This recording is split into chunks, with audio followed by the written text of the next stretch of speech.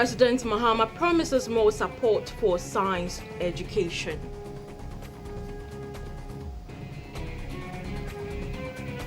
Achim Ewisa Odra Festival launched after a 20-year break.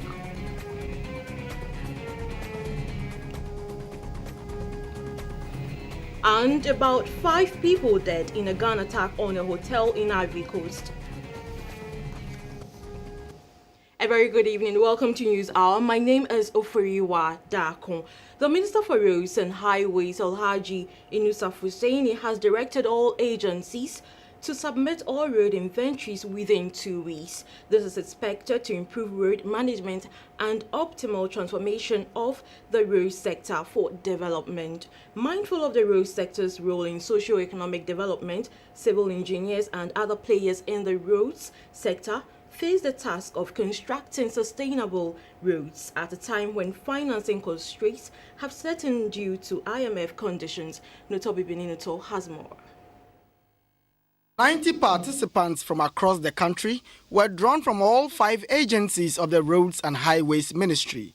They include Department of Feeder Roads, Department of Urban Roads, the Ghana Highways Authority, the Koforidua Training Center of the Ministry, and the Ghana Road Fund Secretariat. Discussions centered on the implications of IMF agreements on extended credit facility on the road sector, the need for credible database of contractors, the need to reduce the sector's debt, and ensure a scientific, efficient, and effective road construction systems.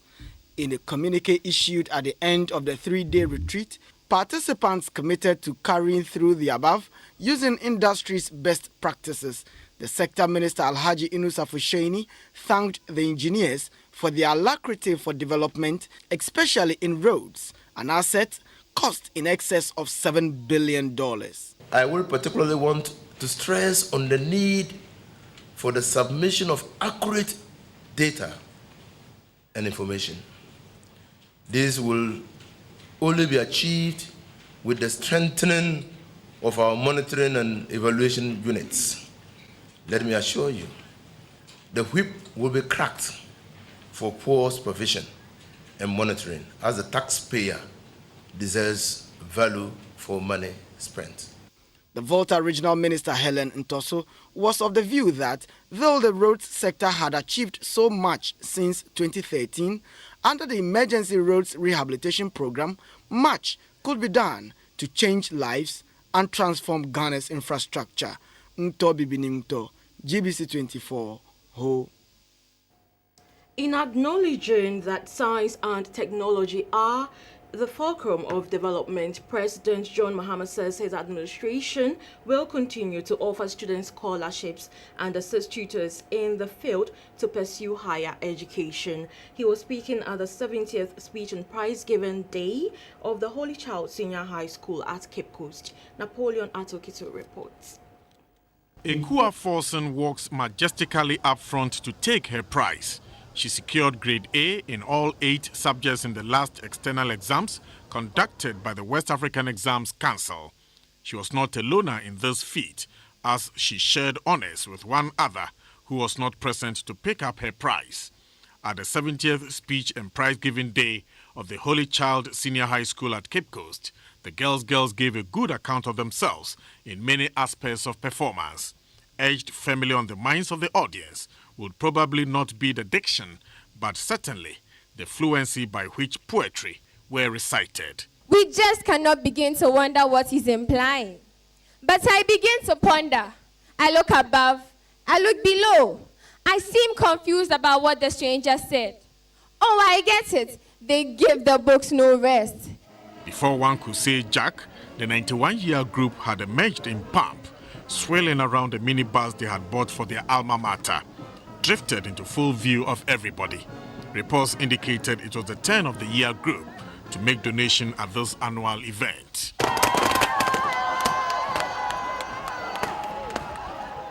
President John Mahama, who was special guest of honor, tried his hands on basketball at a court built and donated to the school by past students. The school cadet, otherwise called the regiments, were praised by President John Mahama for their smart turnout, Holy Child School announced that it will leave their confines at Cape Coast to participate in the main Independence Day parade in Accra next year. Head Prefect Juliet GTV says being intelligent or academic training are not enough for the growing child.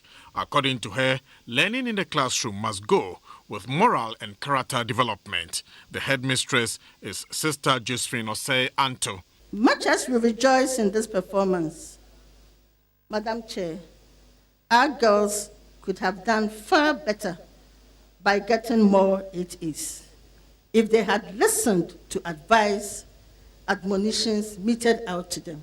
President John Mahama said boarding students in senior high schools located in deprived areas will, as from this year, join day students on the roster of free education. Let me express my appreciation for the numerous contributions made by the Catholic Church, represented here by the Archbishop of Cape Coast, in providing essential development infrastructure, including schools and hospitals, to help better the lives of not only the Catholic congregation, but Ghanaians at large.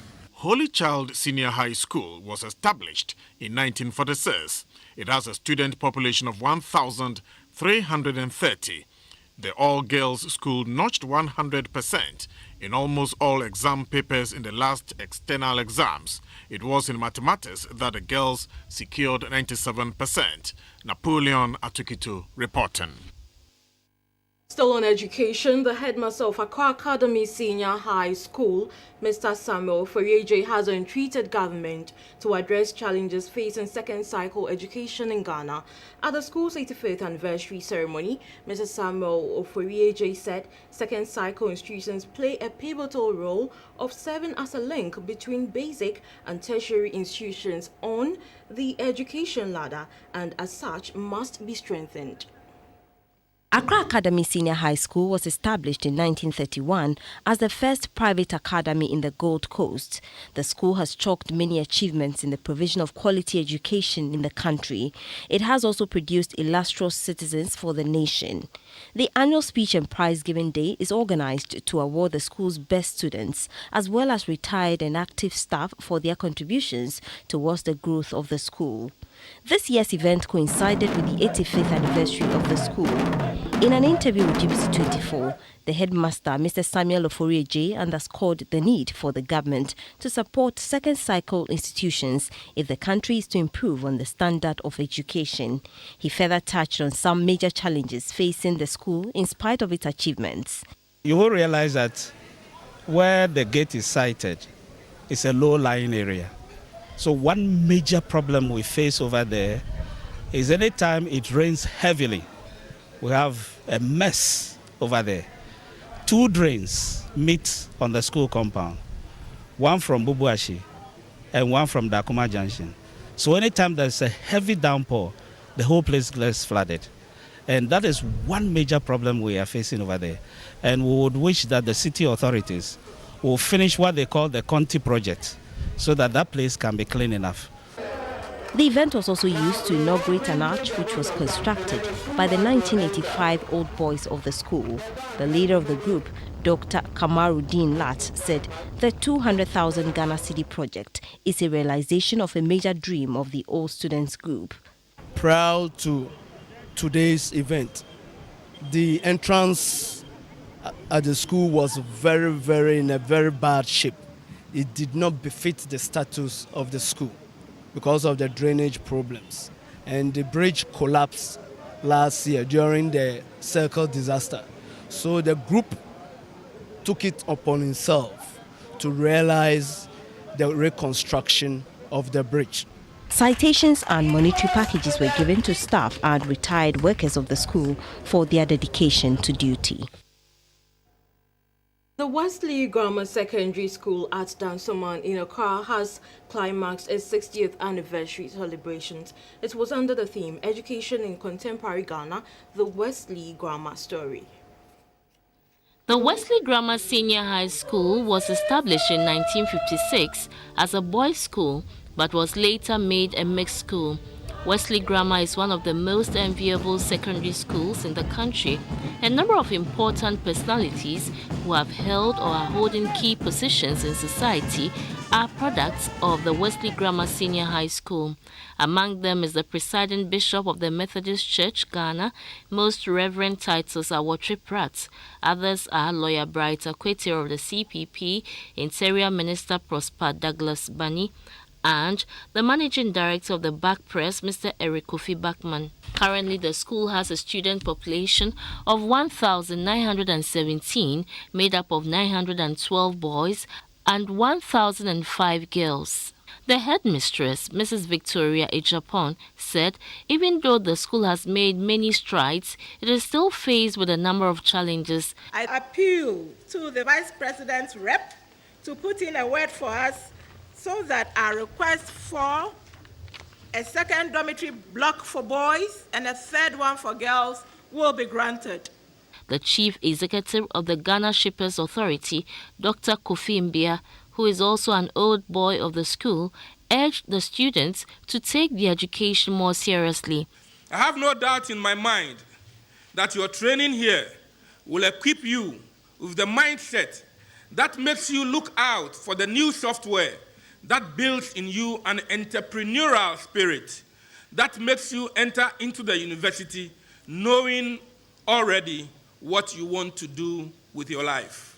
A representative of the Vice President, Mr. Augustine Ayerenza, said government is committed to providing quality but affordable education, especially in the area of information and communications technology. Technological advancement has made it imperative for every country to tag along in this ICT era or be left behind. To make ICT education accessible to all, the government, through the Better Ghana Agenda program, made laptops available to most schools in Ghana, regardless of location. 2 students who excelled in the 2014-2015 WASI were honored. Also honored were some members of the school's teaching and non-teaching staff. The chiefs and people of Achim Ewisa have launched this year's Ojra Festival after a 20-year lull in the observance of the festival. This is because the final funeral rites for the last departed chief, Nana Interfol, was not performed. This year's Afasha will be held on the theme Education and Tradition for Development. The Ojra Festival is celebrated by the Akans, including the chiefs and people of Achim Ewisa in the South Brim district in the eastern region of Ghana. Ojira, which means purification, involves the cleansing and purification of the royals too, as well as the people of the town. For the past 20 years, the people of Achim Ewisa have not celebrated the festival because some challenges led to a delay in the performance of the final funeral rites for the late departed chief Nana Ntifo Kwejan. In line with tradition, such rites are performed before the festival can be celebrated. Now that such rites have been observed, the people are now set for the 2016 celebration of the Ojira Festival. The last one happened in 1995. The current chief of Achim Ewisa, Nana Kwatin Kakari, emphasized the need for the celebration of the festival. This year's ceremony is to put right the obligations to remember and to express our respect every year to our ancestors. Very importantly too, the Afashe is a time to unite and mobilize all the people and their resources for development of our town and to bring progress into the lives of our citizens. A former finance minister, Mr. Yao Osafo Mafo, who is also a citizen of Achim Ewisa, appealed to the chiefs of the area to come to an understanding for the festival to be celebrated every 2 years. If you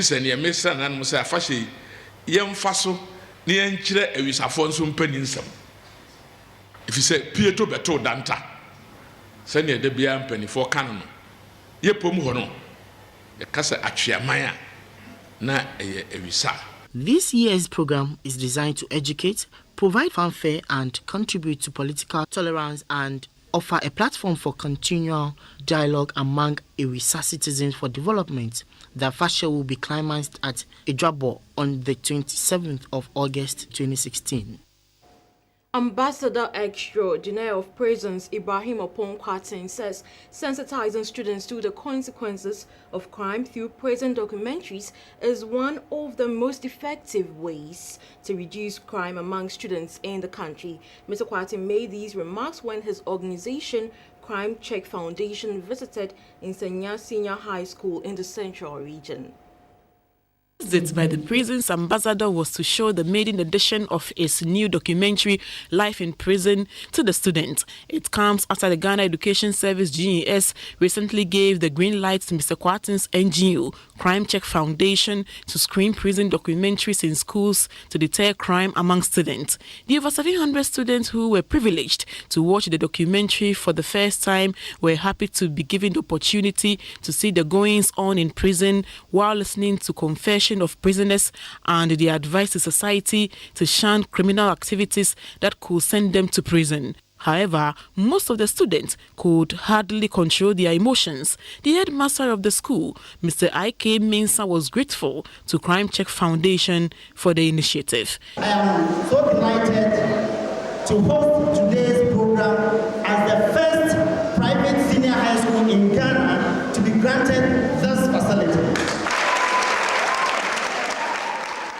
Mr. Kwatin took the opportunity to advise the students on the dangers of crime. A lot of students find themselves in the country's prisons. Crime Check Foundation deems it appropriate to bring our Life in Prison documentaries to students. Some students gave account of the impact of the documentary. I would like to keep my freedom for 10 years rather than do something for 10 minutes that I think is enjoyable, that will land me 10 years of losing my freedom. I would like to advise my friends never to involve in any act which is going to put them into prison. The Ambassador Extraordinaire will carry the campaign to other schools, churches, mosques, and some communities across the country. Well, in the past week, we have celebrated with all women around the world and said ayuko to them for being selfless, hardworking, and loving to all as the world marked International Women's Day. Also, we had a few activities in the continued celebration of our 59th anniversary. We have highlights of these and other events in pictures.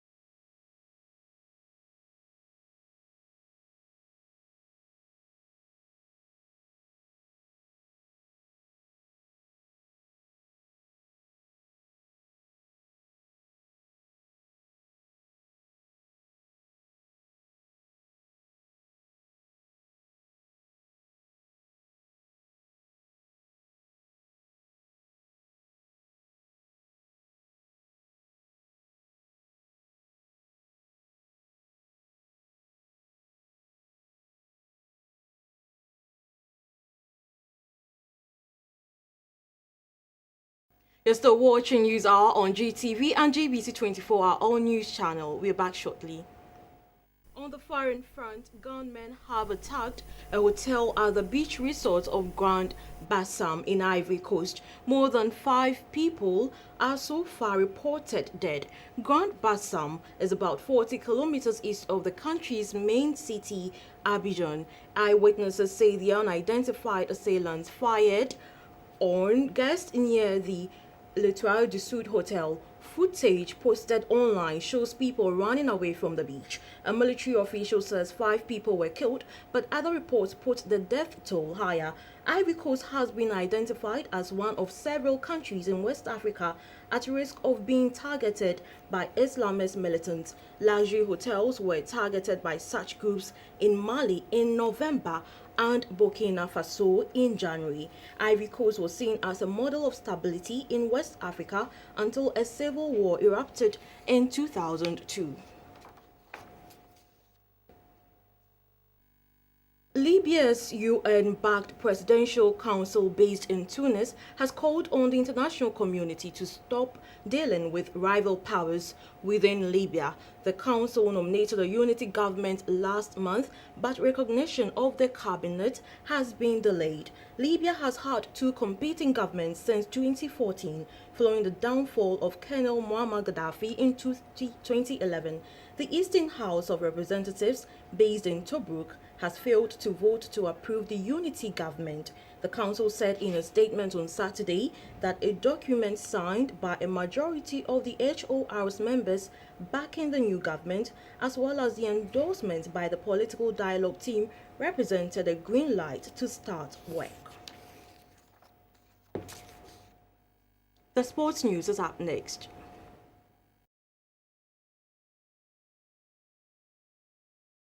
Welcome back. Let's get active in sports now. The Minister for Youth and Sports, Neelante van der Poel, has expressed worry about the fast deteriorating state of sports facilities across the country. He made this assessment when he inspected facilities at the Accra Sports Stadium as part of his regional tour. The minister's visit to the sports facility was initially intended to meet with heads of various federations. However, the state of the facilities caught his attention, and as a result, he took up a thorough inspection of the place. Upon inspection, the team realized that most of the equipment in the VIP booths were also in a bad state. The minister also inspected the pitch, which looked poorly maintained. The gym, media center, and other facilities were also inspected.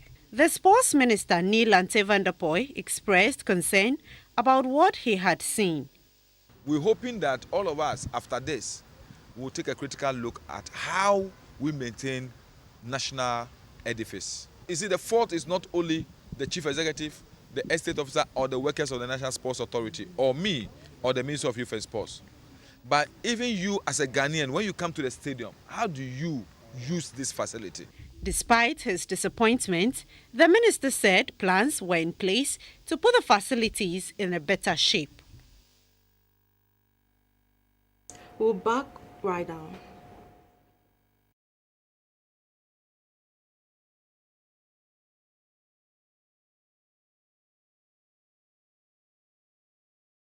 In the arts segment, popular Ghanaian comedian Samuel Kojo Boabeng, also known as Bishop Bob Okala, has died. He's reported to have passed at the Koforidua Hospital Sunday dawn after he collapsed on stage during a carnival at the Koforidua Jackson Park, sponsored by Joy Herbal Industries.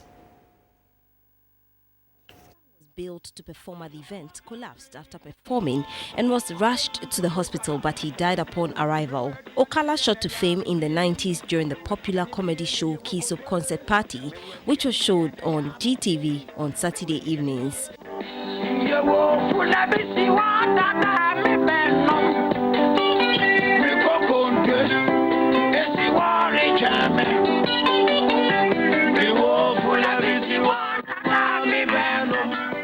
The veteran comedian, who was identified with a big clock on his wrist during his performances, carved a niche for himself in comedy and some local movies. In what many fans have described as a sad year for Ghanaian comedy, another popular comedian, Nkomode, passed on February 5, 2016 and will be buried in April. The two veteran comedians were always in a tight competition to determine who was funnier during the Key Soap Concert Party days. Bishop Bob Okala was part of the Kumewood actors who reenacted the Gold Coast police performance during the 59th Independence Day Parade at the Black Star Square on 6th March. He died at age 59. Talking about you, talking about after nobody.